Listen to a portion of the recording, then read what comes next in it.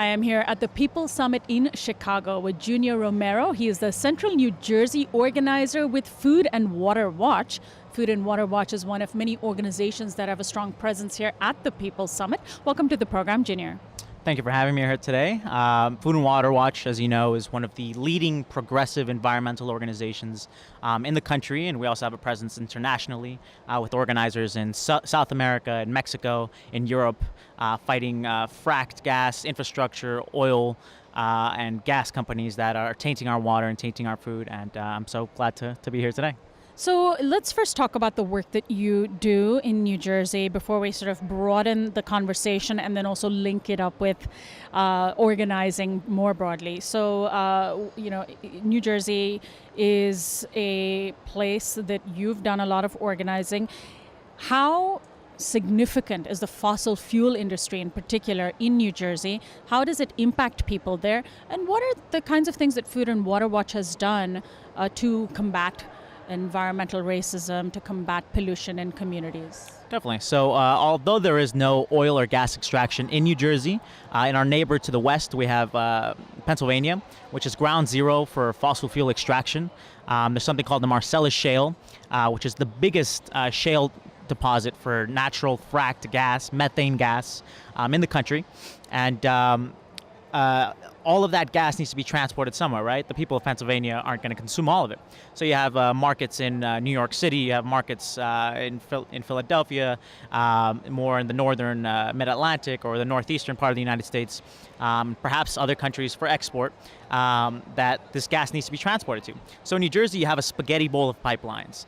You have pipelines coming through the most densest state in the Union. New Jersey is the most densest state per capita for people, yet we have pipelines coming through our backyards, through schools, through churches.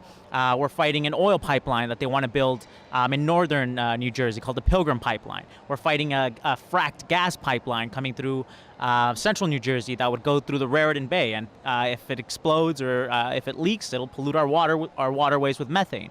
We're fighting two gas pipelines coming through the nation's oldest and first national reserve called the Pinelands. It's beautiful trees, miles and miles of pine trees, and they want to build it through a nationally protected forest. So we have our communities in danger. We have our environments in danger because for the profit of oil and gas companies. And most of the times, a lot of these fuels don't even come to the residents of New Jersey. They're used to be exported to other countries or to be transported to other parts of the United States. So how has that happened? Has it been that New Jersey's elected officials have essentially given the rights to private companies to use the state as a crossing ground, as a place for these pipelines to come through and cross? Unfortunately, it's cronyism. You have Governor Chris Christie, who has occupied the State House for the past 8 years, and of course, occupied, beautifully occupied. And we have a governor who's never seen a pipeline that he doesn't like. We have the federal government, the board that approves pipelines, FERC, Federal Energy and Regulatory Commission, that is basically funded by oil and gas companies. They've never seen a pipeline that they've never liked. They approve every single one of them, and their FERC is funded by these companies. So their educational materials, a lot of their speakers with FERC are either former or existing oil and gas workers. So there's definitely a big problem with just how the makeup of these boards and elected officials are in colluding with these fossil fuel organizations. So even Democrats in New Jersey, we have in South Jersey, Senate President Steve Sweeney, a Democrat, calls himself Democrat, loves gas pipelines. They make the argument of jobs, but a lot of these jobs come from out of state. They're very temporary at a year at the most. And who pays the price? The people that get the benzene and carcinogen chemicals that they breathe through other fracked gas infrastructure, like compressor stations that run 24 hours a day. So our communities get cancer, our communities get polluted water, and the oil and gas companies and the fracked gas organizations, they get all the profit at our expense. It seems as though then what you've seen play out in New Jersey is a microcosm of what has happened nationwide in terms of the collusion between the fossil fuel industry and elected officials, and this clinging to a dying fuel at all costs, at the cost of our public health, at the cost of the planet's health, because fossil fuel companies, have a lot of these officials in their pockets, fund the campaigns. Is it fair to say that the fossil fuel industry has a very strong hold over our political system, and that is one of our primary hurdles to both our own health and our planet's health? I've had the opportunity to work in 3 states, both for candidates, against candidates on issues, California, Nevada, and now New Jersey. California, of course, you have oil pipelines, oil companies, and gas companies contributing to Democrats and Republicans alike. California, which is supposed to be our great liberal bastion, has so much money in Sacramento just being passed around from oil and gas companies. I worked in Bakersfield, where there really are only 2 industries, right?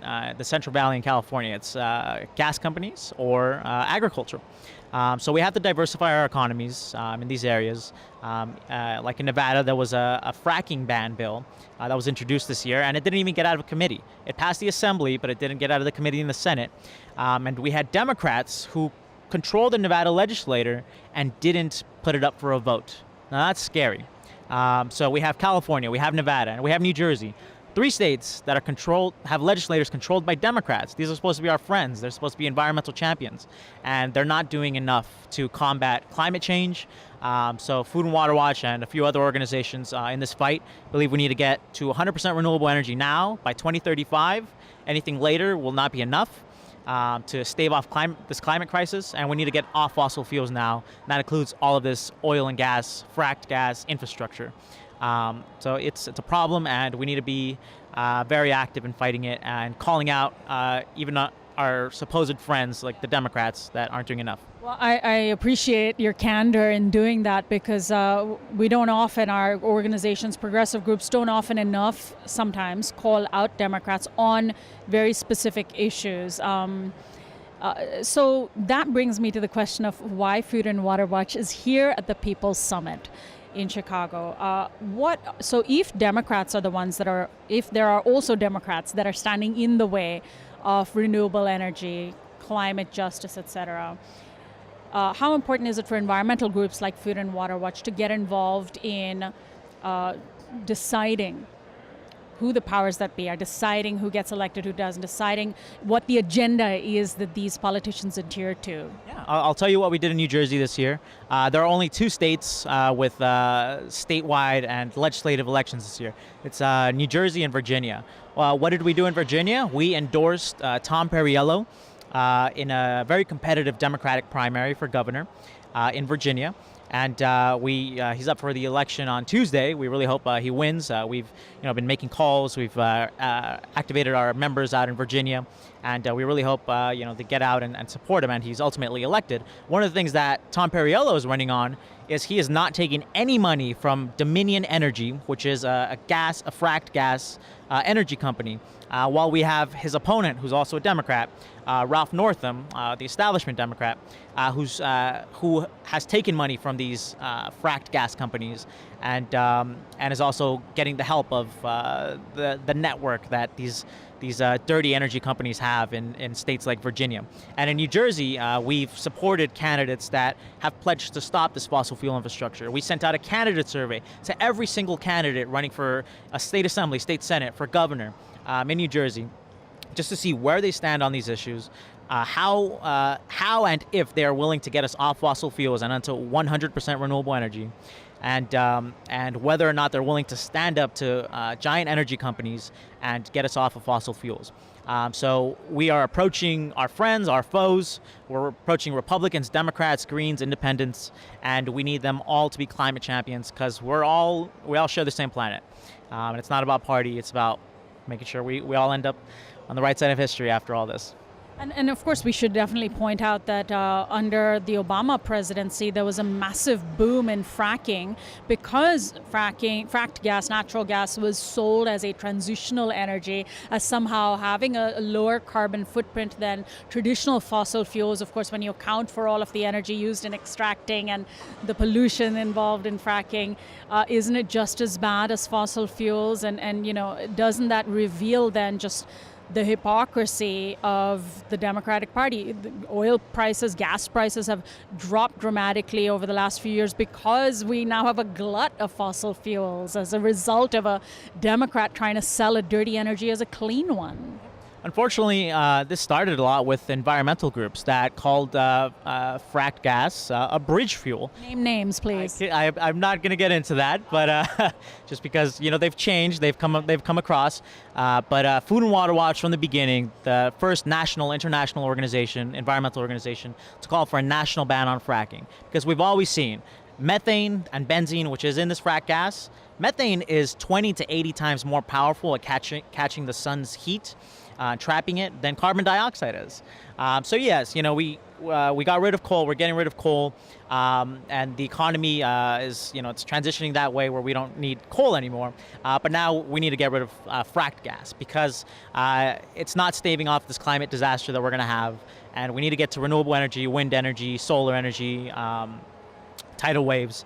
And in New Jersey, we're right on the coast, and we can do so much with offshore wind and tidal waves, and especially solar. I'm wondering if you think we're going to look back, if our species survives, I'm wondering if we're going to look back on this time as this very strange moment when, even though there was all of the technology available for amazing renewable energies, job creating energies, we were stuck on this old, backward looking, dirty fuel that is running out, just appear as though we were dinosaurs. I'm wondering how you think the history books will cover this moment when we're sitting on the cusp of making that choice as climate change is looming. Yeah, 50 years ago, nuclear energy was looked at, this great fuel. It doesn't throw off waste. My family right now, they live in Nevada. Yucca Mountain is what President Trump now wants to send all of our nuclear waste to outside of Las Vegas, Nevada, where there's over 1 million people that live there. I'm glad that even environmental groups and even people in the Republicans or conservatives, they even see that nuclear energy is not a clean fuel. It has waste, and that waste can damage our water and our air for decades, millennia, hundreds of years. And we can't use that land where it's dumped anymore. So I have hope that we're going to look at dirty energy like fracked gas. Definitely coal is already hopefully dying. And we're going to have renewable energy now. So I have a lot of hope. And I think it'll happen in my generation when we reach 100%. Hopefully we can reach it in 2 decades. But I have a lot of hope. Yeah. So finally, Junior, what is it going to take to get politicians to consider climate change a big enough issue that they talk about it during their debates, that they get asked questions about it in the media, that they make it a major issue in their campaign platforms? Because you see presidential elections and lots of other elections and their campaigns coming and going with nary a mention of climate change, and sometimes it gets thrown in at the last minute, and it just feels like it's not made into a big issue, even though it is the existential issue, the issue that encompasses the biggest existential crisis of our time. I'll say this. In California, where I've spent a lot of my time doing political organizing for and against candidates, you have progressive folks in Northern California, around Los Angeles area, legislators that are pretty in the forefront of fighting climate change and supporting renewable energy legislation. But if we don't reach out to our legislators, our Latino legislators, our black legislators, a lot of the time they're the ones that are being approached by these dirty energy companies, and they think that their constituents aren't going to fight back just because they're not educated on these issues. I think you bring up a really important point, because a lot of these fossil fuel companies will turn around and cite leaders who are people of color or organizations who are people of color, saying that it is in their interests to keep fossil fuels going, What have they done? Have they bought off these people? It's unfortunate, and the only way we're going to be able to change that is by canvassing, knocking doors, calling the constituents in these districts where you have legislators, people of color. And we need to call these legislators out. We need to prop them up not as heroes if they're taking this dirty energy money, but as people that are holding us back. And they shouldn't hide behind their skin color if they're destroying the futures of these communities.